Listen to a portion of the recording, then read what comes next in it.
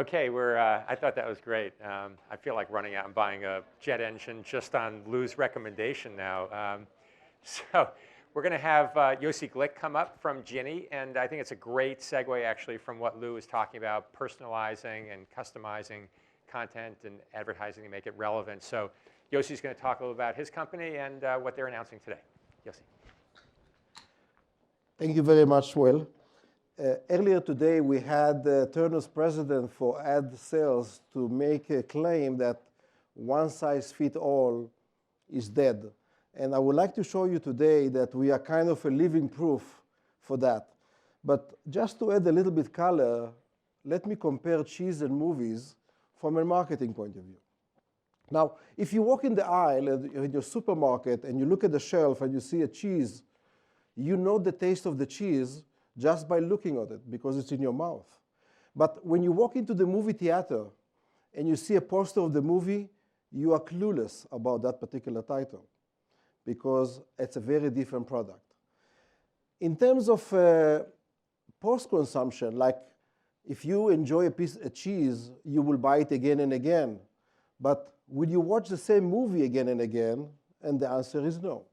And that makes entertainment product very different because you consume it only once. In terms of marketing campaign tuning, of course, you can run the campaign for that cheese again and again and tune it and so on. But if you have a campaign for a movie and you got it wrong in the opening weekend, that opportunity is gone with the wind. Now, you can see that movies and cheese are very different.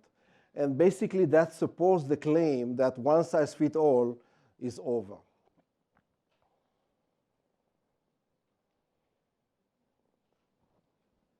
Do I press something wrong?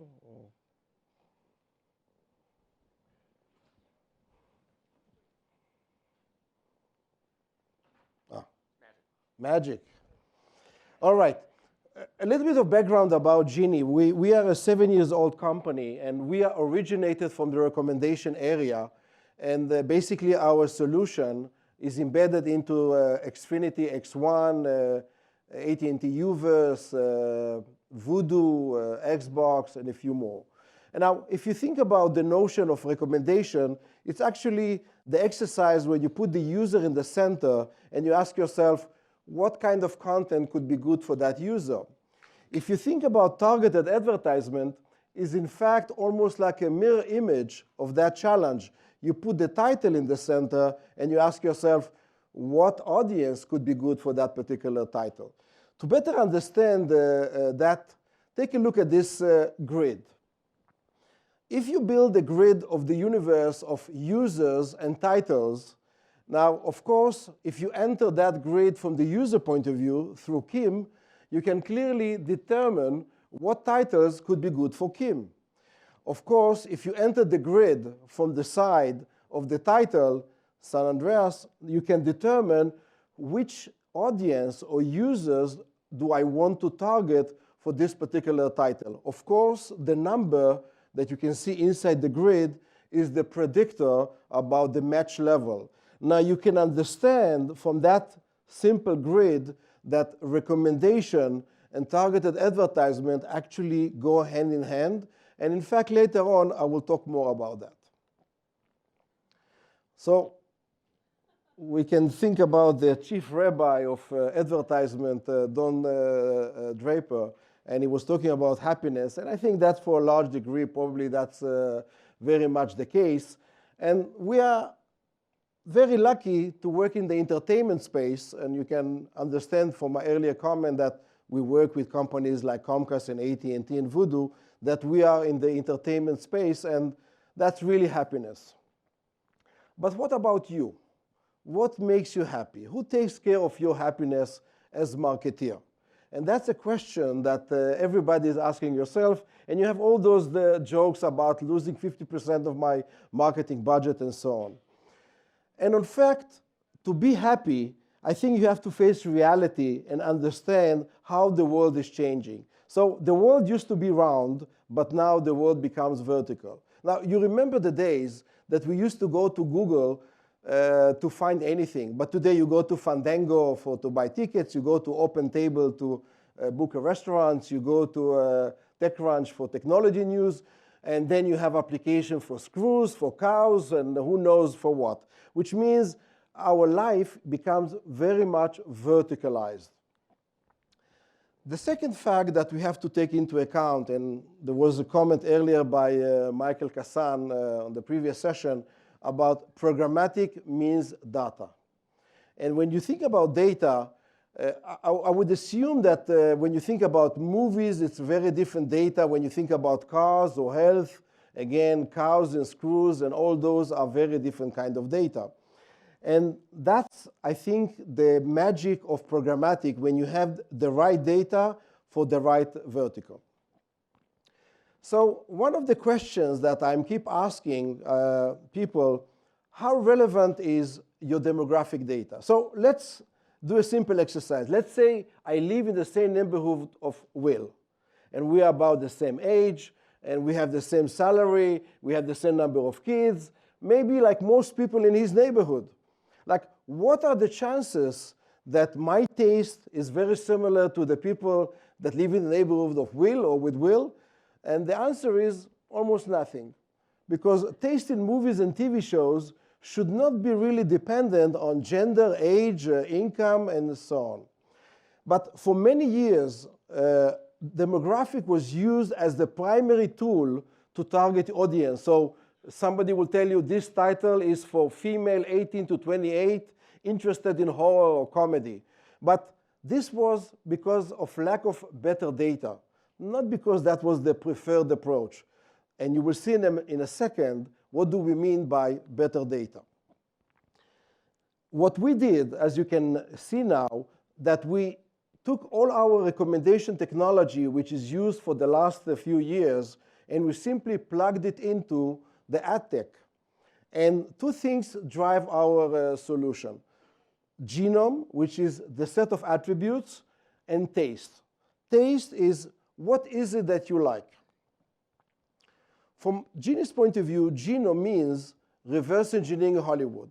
So what is the title all about? Is this about dysfunctional family, nothing goes right, life is a bitch, humorous, and so on and so on. So what is the storyline here? So that's really to reflect the intention of the scriptwriter and the director. Now, could we use that data for health or for automotive? Absolutely not.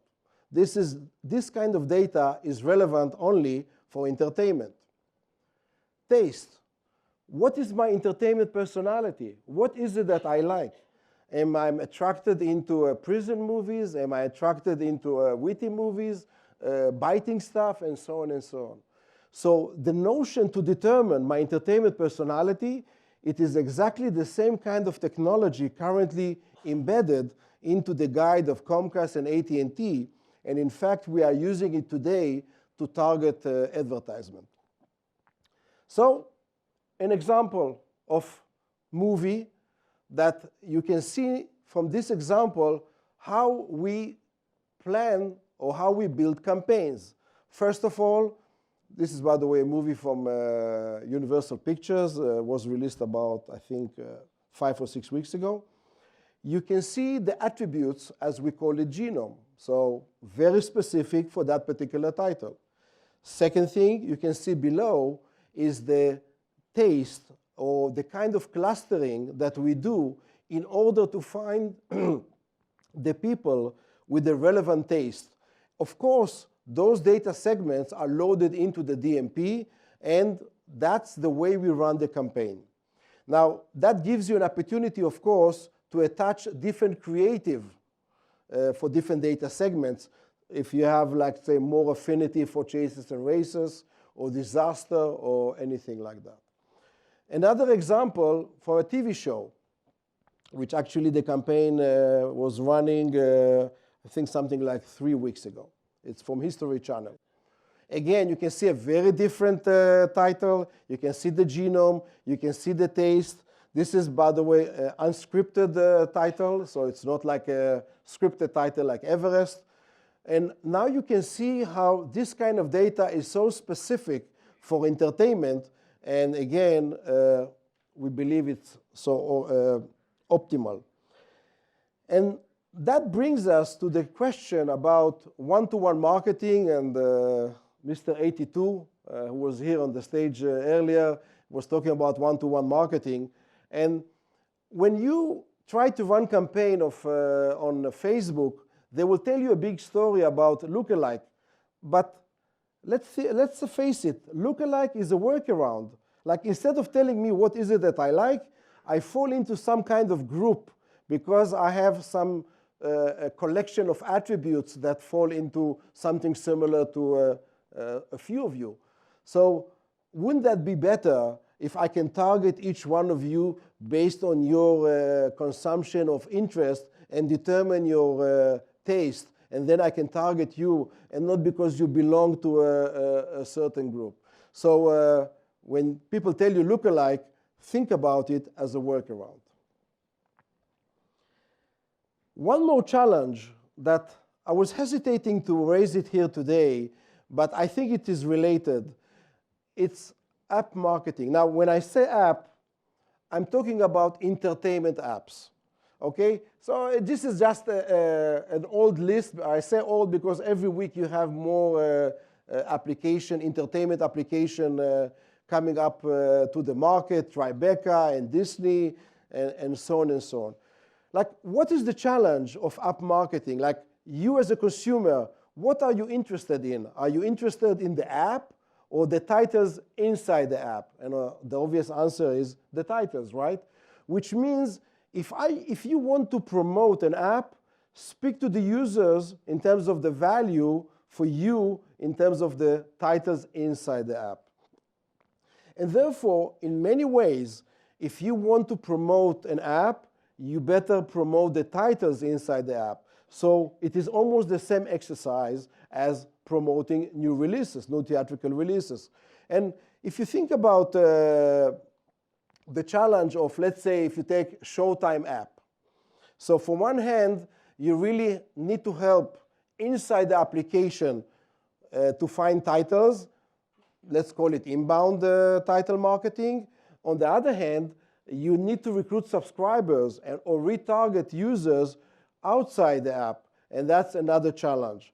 And as far as I know, we have the only solution in the market that can handle that in an integrated way, that we can do inside personalization, outside targeted advertisement from the same solution. And of course, I would like to invite you to see our DSP. It's a self-serve DSP. It is just outside here, and we will show you how you can run campaign for entertainment. And I know many times people ask me, what about cars? What about, I have no idea about cars. Okay, so if you have questions about entertainment, we can answer that. Thank you very much.